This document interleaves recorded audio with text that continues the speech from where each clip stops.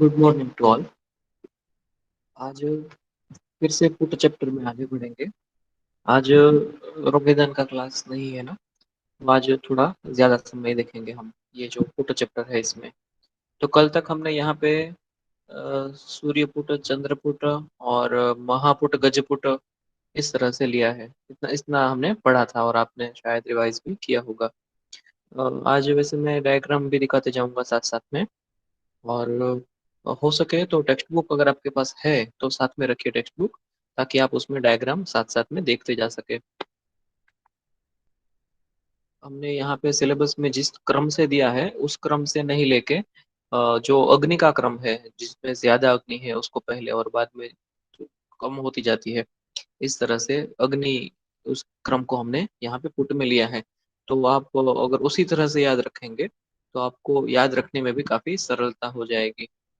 अभी इसके अंदर हमने काफी सारी चीजें पुट चैप्टर में देखी और अग्निपुट पढ़ रहे थे। तो वहां पे अग्निपुट के अंदर हमने महापुट और गजपुट, इन दो पुट के बारे में देखा था। यहाँ पे आपको सबसे ज्यादा याद रखने वाली चीज क्या है कि महापुट उसकी साइज, गजपुट उसकी साइज, महापुट के अंदर उपलों की संख्या, गजपुट के अंदर उपलों की संख्या, सभी में ये आपको याद रखना है। बाकी सभी चीजें लगभग लगभग कॉमन है। और आगे जाके हम कौन से द्रव्य कठिन है, कौन से द्रव्य कठिन नहीं है, मृदु है, उसका थोड़ा अभ्यास कर लेंगे। तो किसको कौन सा पुट देना है या कौन से पुट में कौन सा द्रव्य भस्म बनाने के लिए यूज में आ जाएगा, ये हम बड़ी आसानी से समझ पाएंगे। तो यहाँ पे अभी तो आप उदाहरण जो नीचे लिखे हैं उसी को याद रखिए कि महापुट के अंदर अगर भस्म बनाने के लिए उपयोग में लेना है तो वज्र, अभ्रक, लोह ऐसी चीजें उपयोग में आ जाती है। जबकि गजपुट में सभी महारस के द्रव्य और सुधावर्ग के द्रव्य भी उपयोग में आ जाते हैं। तो इस तरह से महापुट और गजपुट के बारे में हमने देखा था। अभी यहाँ से आगे बढ़ेंगे। गजपुट का अलग रेफरेंस भी एक देखा था और आगे बढ़ेंगे वाराहपुट की ओर। तो यहाँ पे जो है आप ये डायग्राम खास देखिए, ये आपकी टेक्स्ट बुक में से ही फोटोग्राफ लिया गया है इस डायग्राम को। जब आपको थियरी एग्जाम होगी तो थियरी एग्जाम में इस तरह से डायग्राम ड्रॉ करना बहुत ही ज्यादा जरूरी है। अगर आपको महापुट के बारे में पूछा है, किसी भी पुट के बारे में पूछा है, तो ये बहुत ही इजीली पेंसिल से ड्रॉ किया जा सकता है। इस तरह का डायग्राम है। तो आप जो है इसको ड्रॉ करने की प्रैक्टिस करिए। एक तो पहले तो आपको एक क्यूब बनाना है ना, 3D क्यूब बनाना है। तो पेंसिल से ड्रॉ करने की प्रैक्टिस करिए। और उसमें भी खास करके ख्याल क्या रखिए कि आपको नीचे में 1000 उपले और ऊपर में 500 उपले इस तरह से दिखाना है।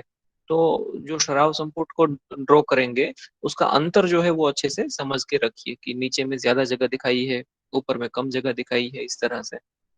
और डायग्राम ड्रॉ करने में और एक चीज का ख्याल रखिए कि लेबलिंग बहुत ज्यादा जरूरी है।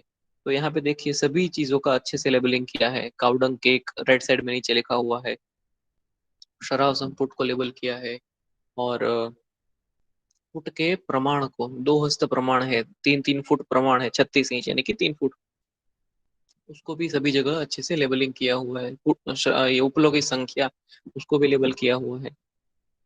तो हाँ, आप कोई जलता हुआ पुट ऐसा बहुत अच्छा स्केच तो नहीं बनाएंगे एग्जाम में, लेकिन एटलीस्ट यहाँ पे जो आपकी टेक्स्ट बुक में दिया है ऐसा बेसिक डायग्राम आपको बनाना जरूरी है। तो ये था महापुट का, ये जो हमने देखा था, है ना। फिर गजपुट के बारे में है। तो गजपुट में आपकी टेक्स्ट बुक में भी दो डायग्राम दिए हैं क्योंकि दो रेफरेंस है इसलिए, है ना। तो एक जो नीचे में दिया है 1000 उपले वाला, 1001 उपले वाला जो रेफरेंस है वो रस प्रकाश सुधाकर का है ना। तो आप रेफरेंस भी याद रखिए कि ऊपर में जो दिया हुआ है वो तो रस रत्न समुच्चय ने जैसे दिया था वैसे ही, ये सिर्फ 450 उपले, 250 और 125, इस तरह से। तो एक राजहस्त प्रमाण यानी कि 22.5 इंच या लगभग लगभग 2.25 फुट प्रमाण, तो उसमें 375 उपले यानी कि 450 उपले बैठते हैं। लेकिन नीचे में जो दिया है वो रस प्रकाश सुधाकर, इन्होंने 1000 उपले या वन्य उपला बोलेंगे, वो छोटे छोटे होते हैं। तो इस तरह से दिया है। तो महापुट और गजपुट के डायग्राम आगे वराहपुट में भी बिल्कुल उसी तरह से रहेगा। तो पहले वरापुट सीख लेते हैं और उसका डायग्राम भी आगे देखेंगे। आपको यहाँ पे नंबर्स देख के ही पता चल गया होगा कि 100 और 50 यानी कि उससे भी कम, सिर्फ 150 उपले इसके अंदर है। और प्रमाण जो है वो 42 सेंटीमीटर या एक अरत्नी प्रमाण है। तो वराहपुट जो है उसको देख लेते हैं अभी पहले।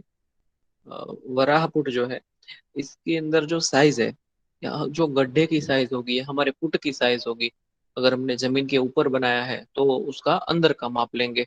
अगर हमने जमीन के ऊपर नहीं लेकिन जमीन के अंदर गड्ढा करके बनाया है तो उसका वो पिट कहलाएगा, गड्ढा कहलाएगा। तो उसकी साइज जो है वो एक अरत्नी प्रमाण होगी। ये अरत्नी जो है, ये शब्द आपने सीखा हुआ है पहले मान परिभाषा चैप्टर में। वैशेज्य कल्पना, हमारे पेपर 2 के वैशेज्य कल्पना में वहां पे मान परिभाषा में आया था अरत्नी। तो अरत्नी क्या है आपको याद रखना है फिर से, कि टिप ऑफ द फिंगर, वहां से लेके हमारी एल्बो, हमारी कोहनी से लेके उंगली के छोर तक उतना नाप है। तो आप देख लीजिए, कोहनी से शुरू करिए, कोणी, एल्बो से शुरू करिए और टिप ऑफ द फिंगर जो है वहां तक जाइए, तो वो प्रमाण जो है वो एक अरत्नी प्रमाण कहलाता है, कोहनी से लेके उंगली के छोर तक। और आप अभी खुद से ही नाप सकते हैं कि वो जो प्रमाण है वो लगभग लगभग 2 वेंत होता है। आप वेंत नापते हैं ना, तो उसको संस्कृत में वितस्ती बोलते हैं। तो वो लगभग लगभग 2 वेंत प्रमाण होता है, या लगभग 16.5 इंच या 42 सेंटीमीटर इतना प्रमाण होता है। तो आप देख लीजिए, एक बार खुद से नाप के देख लीजिए। तो उतनी साइज का वराहपुट बनाना होता है। हालांकि हाँ, हमने वराहपुट बनाया है वो थोड़ा बड़ा है इससे। 16.5 इंच लिखा है, हमने 18 इंच का बनाया है। क्योंकि हमारी जो फायर ब्रिक्स थी वो उस साइज की थी, तो उसको फायर ब्रिक्स को काट के फिर पुट बनाना, उससे बेहतर हमने क्या किया कि 1.5 फुट का पुट बना दिया। 1.5 फुट से थोड़ा कम होता है, ये 18 इंच से थोड़ा कम होता है। लेकिन हमारी ब्रिक्स जो है उसके हिसाब से हमने यहाँ पे पुट बनाया है। हमारे कॉलेज के साइड में जो वराह पुट है, जिसको आपने काफी बार यूज भी किया है। तो एक अरत्नी प्रमाण ये आप याद रखिए, या 42 सेंटीमीटर या 16.5 इंच, इतना प्रमाण याद रखिए।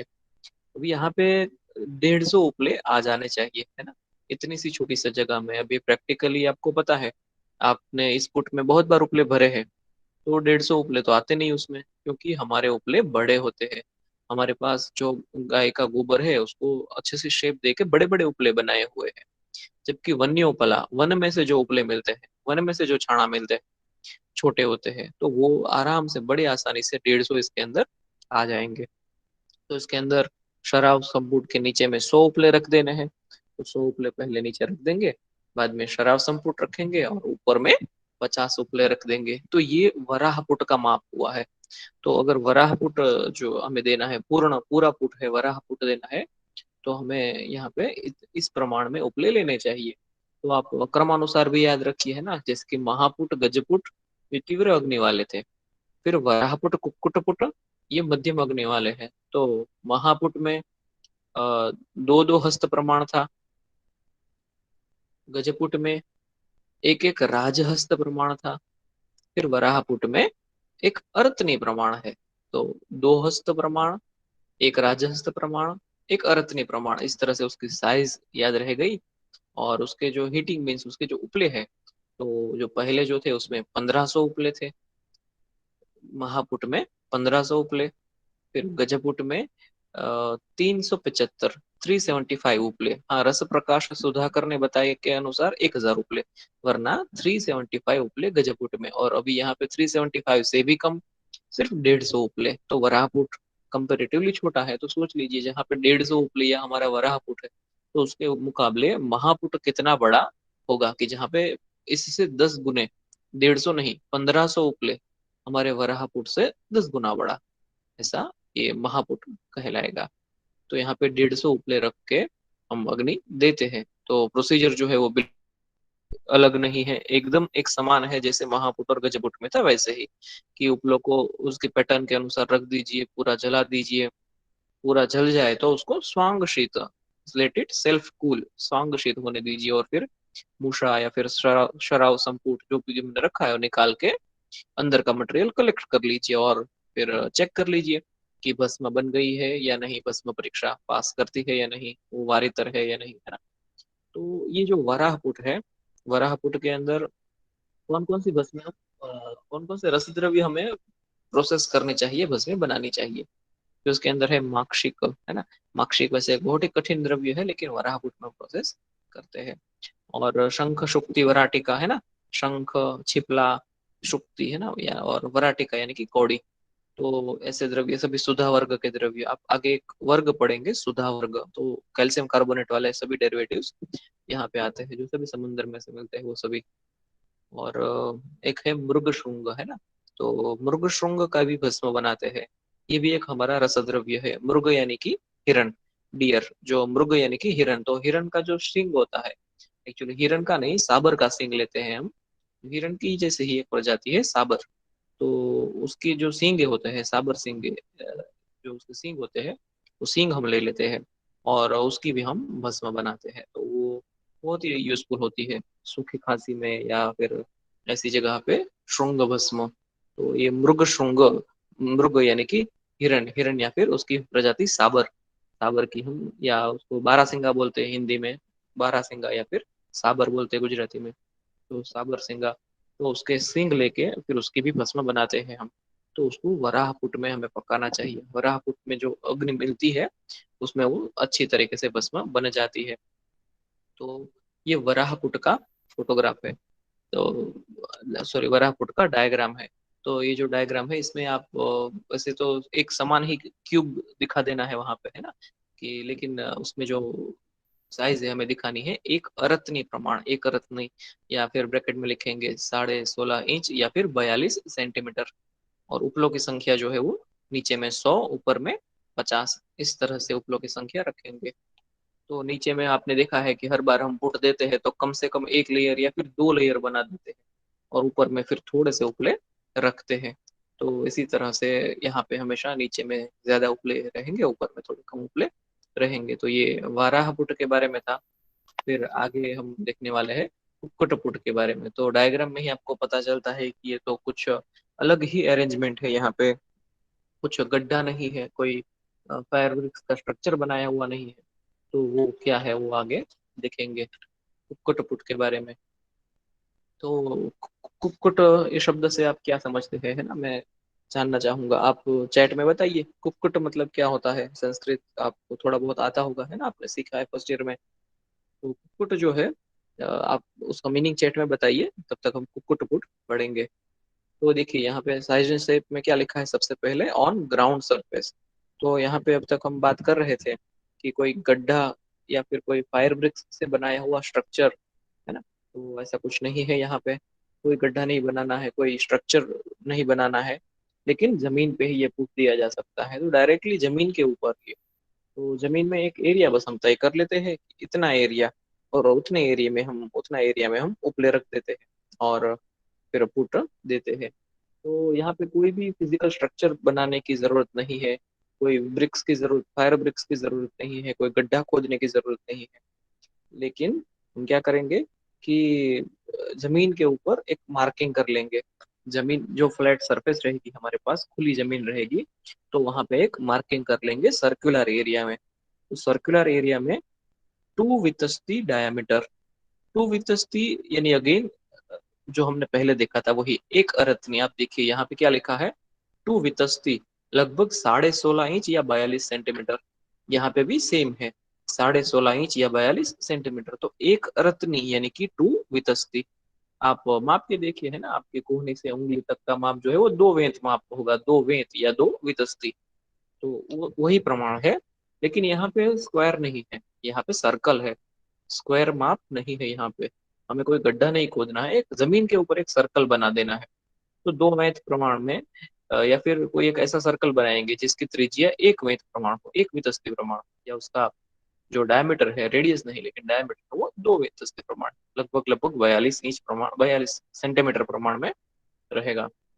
और उसके अंदर सिर्फ 50 उपले यूज में आते हैं। तो देखिए 1500, फिर 375, फिर आगे जाके 150, और अभी सिर्फ 50। तो सिर्फ और सिर्फ 50 उपले, ये बहुत ही छोटा पुट हो जाएगा, पुट पुट पुट जो है वो बहुत ही छोटा पुट है। इसमें सिर्फ 50 उपले रखे जाते हैं, और हम महापुट और गजपुट के जो स्ट्रक्चर बनाए हुए हैं, है ना, उसके अंदर लेकिन हम तो छोटे छोटे पुट ही दे रहे थे। अभी तक आपने जितने भी सारे पुट दिए वो लगभग लगभग कुक्कड़ पुट के जैसे ही थे, या उससे थोड़े बड़े उतने पुट। हमने कभी 40-50 उपले लेके पुट दिया था, कभी हमने 60-70 उपले लेके पुट दिया था, है ना।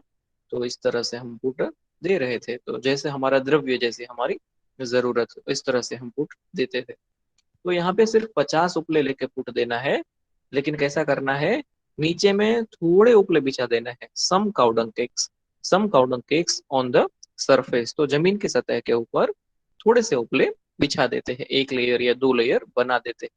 फिर उसके ऊपर शराब संपुट और मूसा, शराब संपुट या फिर मूसा, जो भी हमारा है बर्तन है, उसको रख के ऊपर बाकी के जितने भी उपले हैं वो ऊपर में रख देते हैं। समझ लीजिए कि 50 उपले हमने लिए हैं, तो उसमें से आधे या उससे कम 20 उपले हम नीचे में रख देंगे, और फिर 30 उपले ऊपर में रख देंगे। तो ये जो है एक वेज शेप हो जाएगा। वेज यानी कि कैसा रहेगा, आप ये फोटोग्राफ में देख सकते हैं, है ना। तो देखिए नीचे में थोड़े ही उपले बिछाए हैं, और ये 2 वितस्ती प्रमाण का एक सर्कुलर एरिया है। हाँ, यहाँ पे जो एक बुक में एक थोड़ा मिस्टेक है, 2 वितस्ती प्रमाण इन्होंने ऊपर दिखाया है ना, तो ऐसा नहीं होता।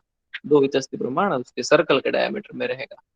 तो ये आप थोड़ा सुधार कर लीजिए अपनी टेक्स्ट बुक में, कि ये जो हाइट के अंदर 2 वितस्ती दिखाया है वैसा नहीं करना है हमें।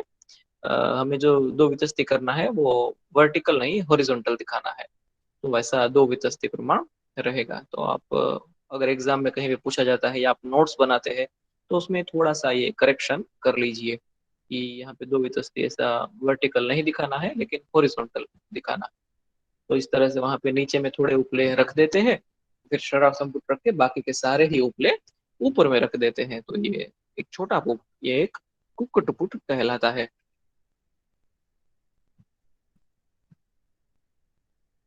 और इस जो कुक्कुट पुट है, इसमें जैसे बताए गए हैं इस तरह से उपले रख देते हैं, पूरा जला देते हैं। स्वांगशित होने पे शराब संपुट खोल के चेक करते हैं कि भस्म सही तरीके से बनी है या नहीं।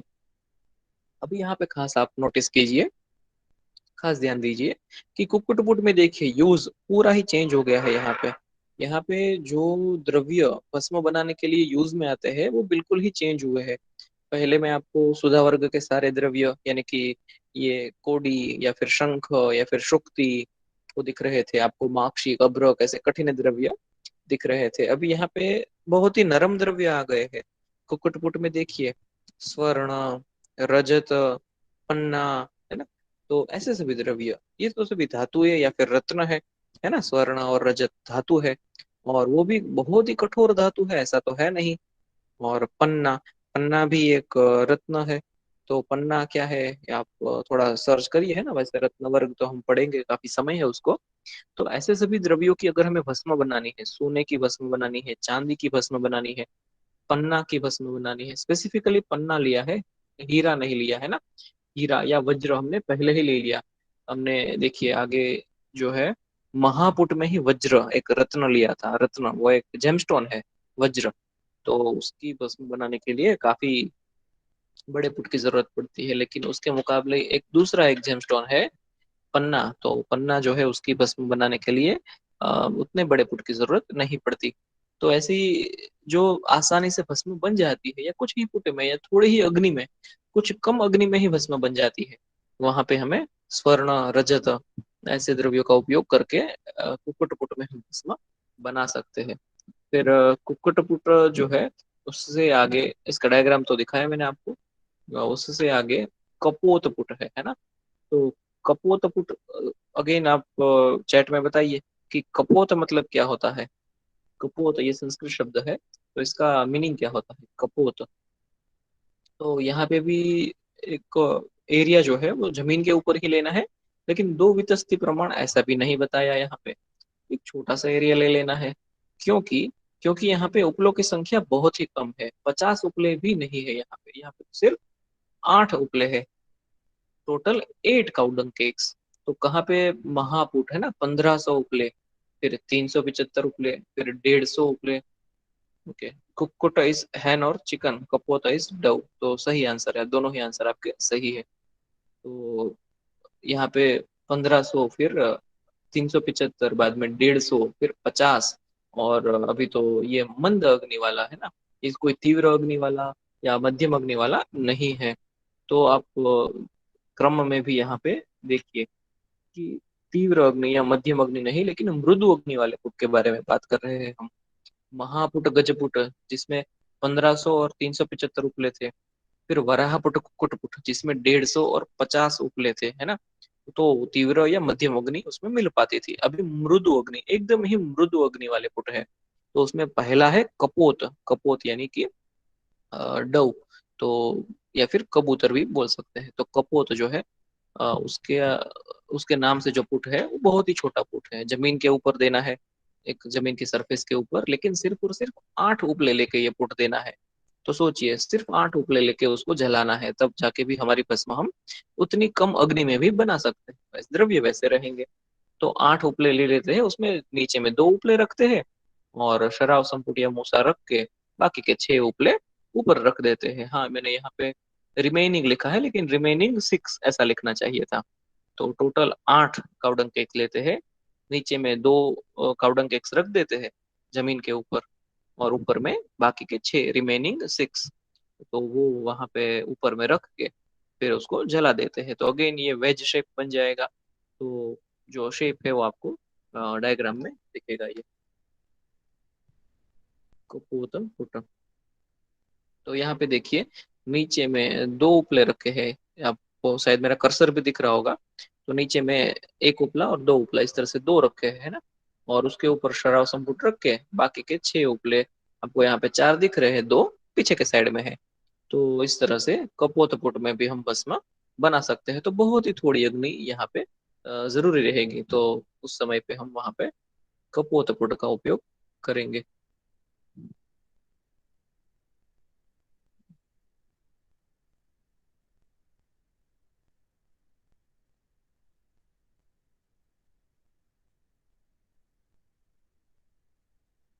तो कपोतपुट में अगेन उसी तरह से सभी उपलों को जला देंगे, सभी छाना को जला देंगे, और बाद में चेक करेंगे कि भस्म सही तरीके से बनी है या नहीं। तो वैसे यहाँ पे रजत भी निकल गया है। तो पहले हमने कुक्कुटपुट में स्वर्ण रजत पन्ना ऐसा देखा था। तो यहाँ पे वो एमराल्ड भी नहीं, रजत भी नहीं, लेकिन सोना या फिर पारे की भस्म। पारद को प्रोसेस करना है तो बहुत बहुत कम अग्नि देना होता है। आप देख रहे थे, आपने देख के भी पता चला होगा ना, कि जैसे अभ्रक या माक्षिक बहुत कठिन द्रव्य थे, डायमंड बहुत कठिन होता है, तो सोना नरम होता है। पारा तो गर्म, ये पारा तो जो है वो कठिन की बात ही नहीं है, नरम की बात ही नहीं, वो तो लिक्विड होता है। तो उसकी भस्म बनाने के लिए बहुत बहुत कम अग्नि दिया जाता है। आज के समय में तो बहुत लोग क्या करते हैं कि टेस्ट ट्यूब में या इस तरह से कांच के बर्तन में अ, रख देते हैं, फ्लास्क में रख देते हैं मर्क्यूरी और दूसरे द्रव्य, और उसको ट्राइपॉड पे के ऊपर रख के नीचे में बहुत अंतर पे, 1 फीट अंतर पे सिर्फ एक दिया जला देते हैं। तो उस तरह से भी कुछ लोग फूट दे देते हैं। तो वैसे पारद जो लिक्विड है, लिक्विड मेटल है, तो उसके प्रोसीजर में इस तरह से बहुत ही कम अग्नि देना जरूरी है। अगर ज्यादा अग्नि दिया तो सारा मर्क्यूरी उड़ जाएगा, कुछ भी हाथ में नहीं आएगा, सारा इंग्रेडिएंट खत्म हो जाएगा। हाँ, स्वर्ण के केस में तो ऐसा कुछ होता नहीं, लेकिन पारद में बहुत ख्याल रखने जैसा होता है, वरना कुछ भी हाथ में नहीं आता। तो बहुत बहुत कम अग्नि देना भी बहुत जरूरी होता है। उसके पाक के लिए, हमारा जो द्रव्य है उसके पाक के लिए जितना जरूरी है सिर्फ उतना ही अग्नि देना है, वरना वो जल जाएगा या वो तो उड़ जाएगा।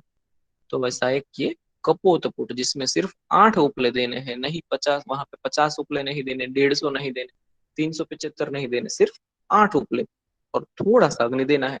तो सोचिए, कपोतपुट हमारा सेकंड लास्ट है, वहां पे भी इतना कम अग्नि देना है। तो लावक पुट, इससे भी छोटा लावक पुट है ना, तो वहां पे तो और भी कम अग्नि देना पड़ेगा, बहुत ही कम अग्नि देना होगा। तो यहाँ पे देखिए क्या है कि ये भी अगेन जमीन के ऊपर ही पुट दिया जाता है, ऑन ग्राउंड सरफेस, एक छोटा सा एरिया लेके। लेकिन यहाँ पे तो उपले ही नहीं रखे जाते, एक भी छाना नहीं लिया जाता यहाँ पे। तो कोई एक पूरा एक छाना भी हमें, एक उपला भी हमें नहीं चाहिए वहां पे। यहाँ पे सिर्फ एक पल प्रमाण में 48 ग्राम, या समझ लीजिए 50 ग्राम, 50 ग्राम प्रमाण में सिर्फ कावडंग का पाउडर लिया जाता है। तो कोई कावडंग केक या थापेला छाना नहीं चाहिए हमें। हमें चाहिए सिर्फ 50 ग्राम उपलो का पाउडर। हम गोबर जो है उसको भी ले सकते हैं, या जिसे बोलेंगे करीश, है ना।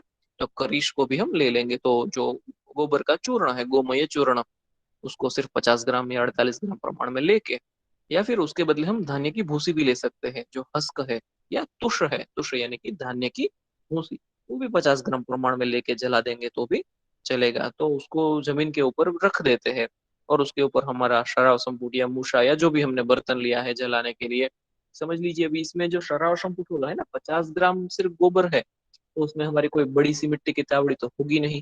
तो वहां पे क्या होगा, वहां पे होगा दिया।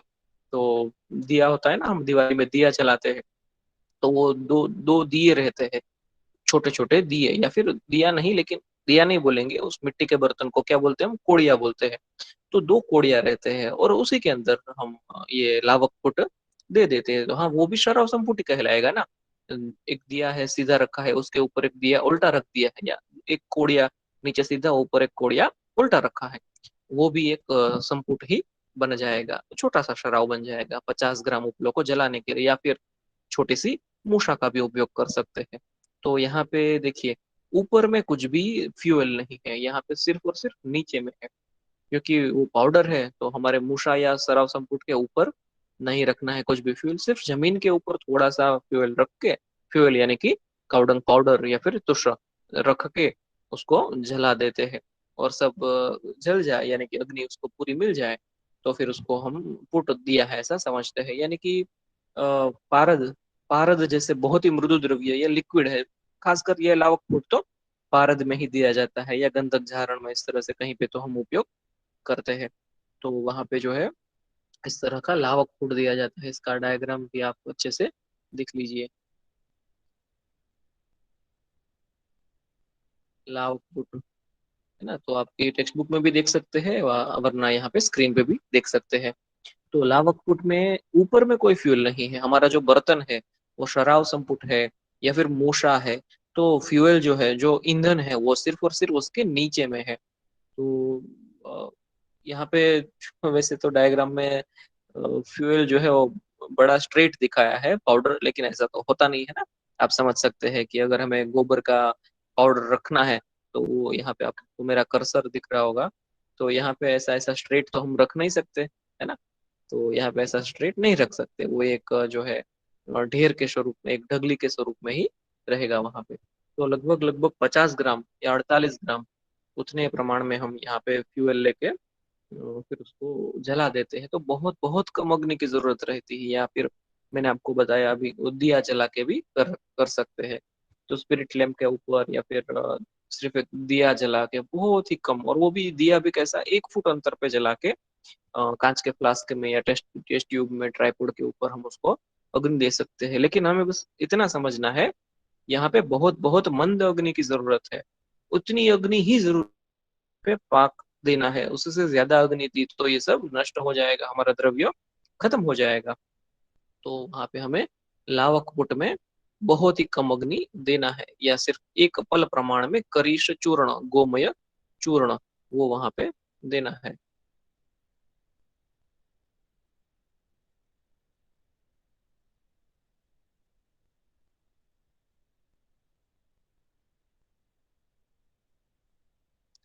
आ, आपको स्क्रीन पे क्या दिख रहा है, एक बार चैट में बताइए।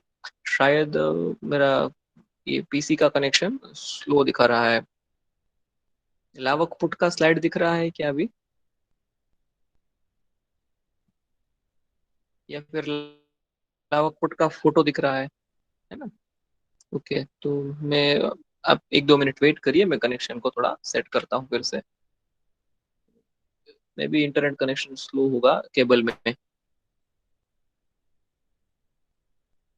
तो आप सभी जुड़े ही रहिए, कोई भी स्टूडेंट जो है डिस्कनेक्ट मत करिए, अभी ये शुरू हो जाएगा फिर से।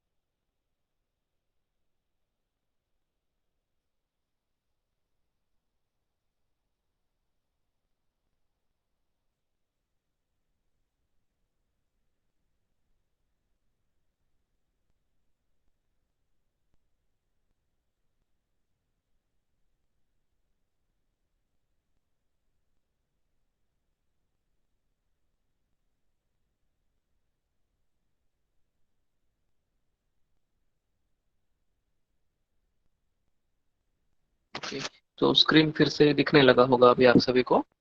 तो यहाँ पे हम लावक पुट के बारे में पढ़ रहे थे। तो यहाँ पे जो लावक पुट है, तो उसमें हमें कोई भी एक भी उपला लेने की जरूरत नहीं है। हमें सिर्फ 50 ग्राम या 48 ग्राम एक पल प्रमाण में उपले का चूर्ण लेना है, और यहाँ पे पारद जैसे मृदु द्रव्य हमें यहाँ पे लेने हैं। तो उसका हम भस्म यानी कि पारद का भस्म यानी कि रस भस्म बना सकते हैं, या पारद के प्रोसेस में हमें अगर कहीं पे भी पुट देने की जरूरत पड़ती है तो हमें कपोत पुट या फिर लावक पुट, एकदम ही मृदु अग्नि वाले पुटों का इस्तेमाल करना है हमें यहाँ पे।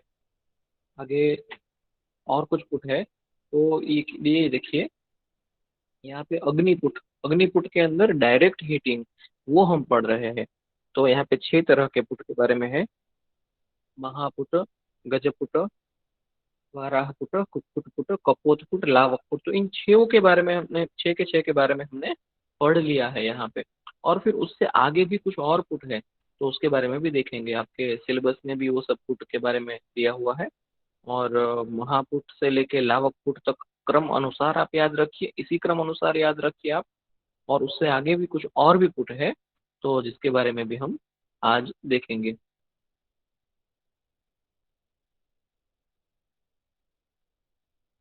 तो ये है गोमय पुट, है ना। तो गोमय पुट जो है, अगेन ये बिल्कुल ही लावक पुट के जैसा ही है, इसीलिए हमने लावक पुट के बाद तुरंत इसको लिया है। तो यहाँ पे क्या है कि यहाँ पे गोमय, गोमय यानी कि गोबर, उसका ही पुट देना है। यहाँ पे 8 उपले लेने हैं, लेकिन 8 उपले जो है वो ऐसे जैसे के तैसे उसके शेप में नहीं लेने हैं, उसको चूर्ण कर देना है, पाउडर कर देना है। तो क्या लिखा है, ड्राइड काउडंग पाउडर, तो उपलों का चूर्ण। लेकिन कैसा, थोड़ा सा, सिर्फ 50 ग्राम उपलों का चूर्ण नहीं है यहाँ पे, यहाँ पे ज्यादा है।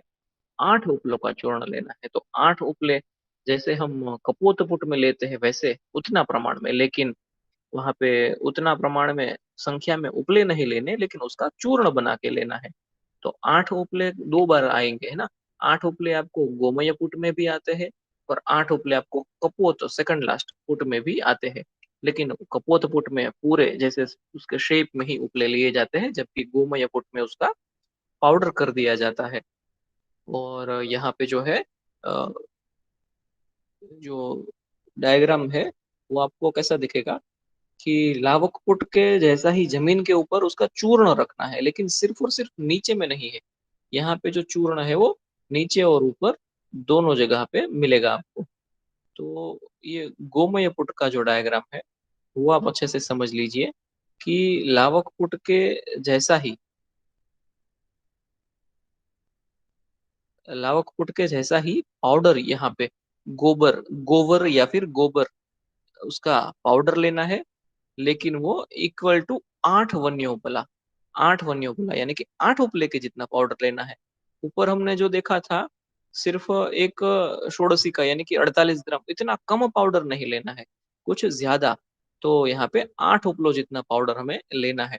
और यहाँ पे दूसरा एक बात क्या ख्याल रखना है कि यहाँ पे जो हमारा फ्यूल है, गोबर का पाउडर है, वो गोबर का पाउडर नीचे में भी है और ऊपर में भी है।